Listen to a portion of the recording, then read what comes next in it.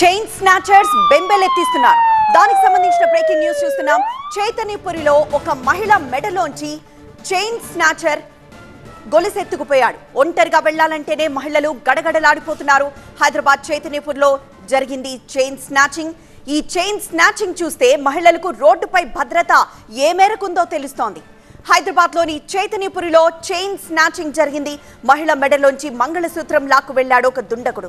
CC footage ఆధారంగా పోలీసులు దర్యాప్తు చేస్తున్నారు. రోడ్డుపై నడుచుకుంటూ వెళ్తున్న మహిళ మెడలోంచి 3 తులాల బంగారు గొలుసు లాక్కు వెళ్లాడు స్నాచర్. ఈ ఘటనతో షాక్ కి గురైంది బాధితురాలు.